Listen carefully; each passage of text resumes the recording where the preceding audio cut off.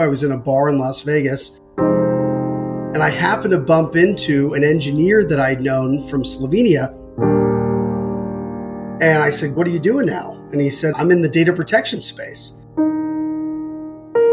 I was trying to prove to him that data protection was this sort of old, ugly, fugly world that no one would be interested in because it was so old school. It was in the plumbing. Who cares about it? He said, "Simon, how did you get here today?" I said, "What do you mean? Did you take a taxi?" "No, I took an Uber." He said, "Aha, but there's no Uber in data protection." It struck me that if you want to truly disrupt the marketplace, you need three different things.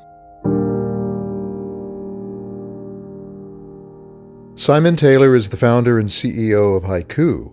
This is the Tech Barometer podcast. I'm Jason Lopez. HYCU is a data protection company, and its name is spelled HYCU. There are ways to construe Japanese poetry with data protection, but the truth is the pronunciation haiku is an unintended benefit of the acronym. Hybrid cloud uptime. That's where the name really comes from, HYCU, haiku. Taylor says HYCU was launched on the idea of making it easy to back up and recover data of disparate elements in enterprise computing. We're called hybrid cloud uptime, HYCU, haiku, for a reason, because we believe in the power of on-prem and the power of public cloud.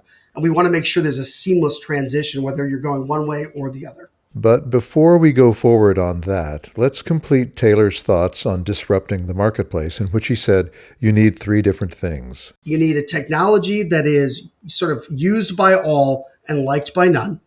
2, it's got to be something that is highly commoditized. And 3, it's got to be something that is truly undisrupted in the space. In other words, nobody's gotten there before you.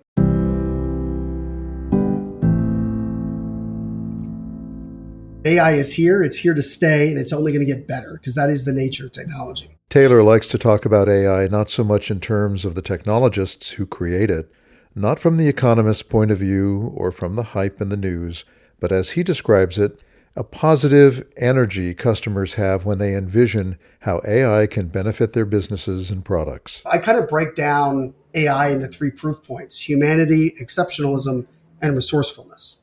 So humanity, is it good for human beings? It seems really odd, but at the end of the day, we are humans. So the only kind of AI I care about is that which is good for human beings. The second one is exceptionalism. It's how do we leverage AI in our daily work to make sure that we're not falling behind and in fact that we're getting ahead.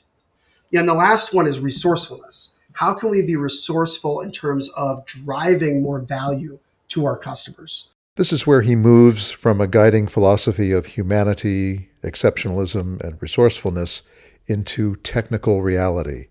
How is it possible to better support IT services that live across on-prem and public clouds? You've got your data in so many different places. You've got data that you're spinning up and spinning down.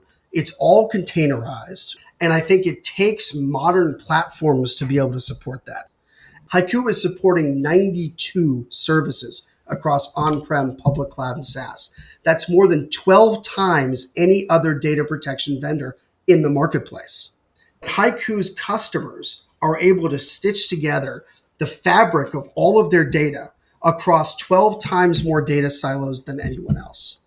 You're going to see a lot more coming out of HYCU in the coming months where we talk about the AI fabric that's going to add tremendous value to HYCU and to Nutanix as well. His key message is HYCU isn't just backing up data, it's creating a unified view of everything. And AI can turn that big picture into powerful insights. I've always thought of HYCU as a giant patchwork quilt. How are we going to help our customers to process and manage all that data? That's a lot of different data silos. So we went out and we said, it'd be great if you could almost, click a button, discover your environment, and then visualize where all that data is. And we call that rGraph, right? So today we have an observability tool called rGraph that will allow you to visualize every element of your data estate across on-prem, public cloud, and SaaS. So that's fabulous. I think in a pre-AI world, that's done a tremendous amount. Now I want you to imagine that data protection toolkit can extend even further. I want you to imagine that you can overlay AI across all of that. What I'd love you to just imagine is what could you do? if all of the data across on-prem, public cloud, and SaaS was linked together with AI. When you combine what we do with SaaS, what we do with cloud, what we do with Nutanix, all of a sudden you can build a far more sophisticated picture of what your world actually looks like. And from that, you can leverage AI to do a whole lot of very, very interesting things.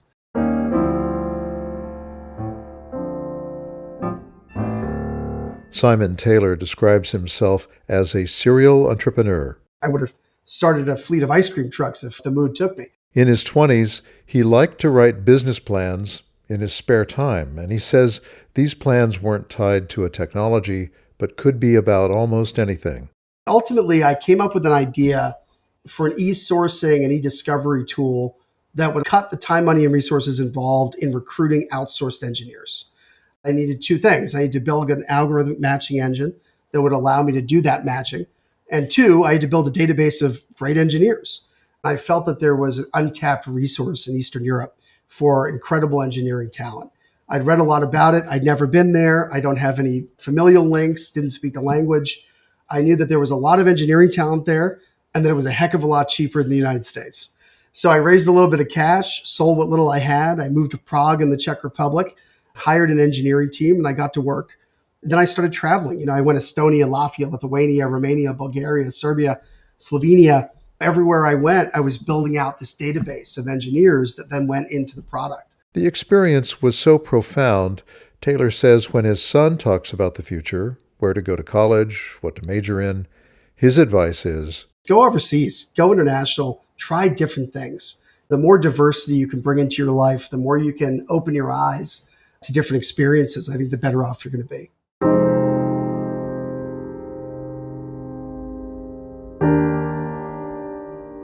How expensive is it from a time, money, and resources perspective to execute an attack on an innocent victim? He says we've moved past the era of human hackers typing commands into a terminal. We're at an era now of agentic AI where a hacker sets a goal, such as to find a CEO's personal emails, and AI does the rest. In the hands of human hackers, you can spot a phishing email by its bad grammar or slightly off tone, but AI eliminates those red flags, and the cost to attack has plummeted. It used to be $100 to execute a white glove ransomware attack on the dark web. Today, it's $1.50.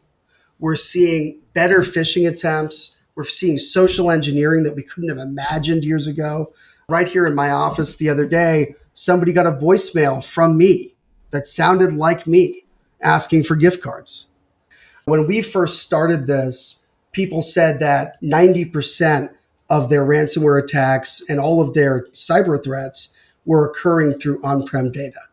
Today, 50%, according to our study of State of SaaS survey, 50% of those who responded said that their most recent ransomware attack or cyber attack occurred through SaaS and cloud. But it goes both ways.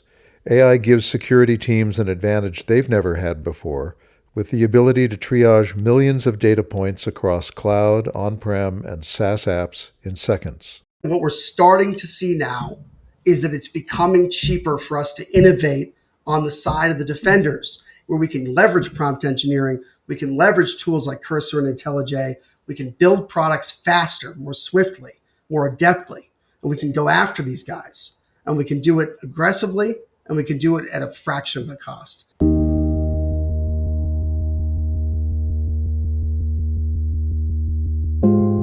When I looked at the history of data protection, you had companies like Veritas backing up Unix years ago, and then you had Commvault for Windows, you had Veeam doing VMware. But when we really thought about the fragmentation of data protection across on-prem, public cloud, and SaaS, nobody had really looked at it from a holistic perspective. We set out to look at how you could bring together all these different elements of the modern data estate and make it incredibly easy to back up and recover the data, almost as simply as you would on an iPhone with iCloud backup.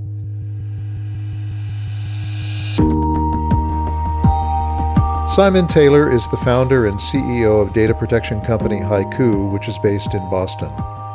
This is the Tech Barometer podcast, produced by The Forecast. I'm Jason Lopez. Thanks for listening. If you want to take a deeper dive into this story, check out David Rand's piece for The Forecast entitled HYCU CEO Simon Taylor brings order to data protection chaos. You can find that piece and more stories on technology at theforecastbynutanix.com.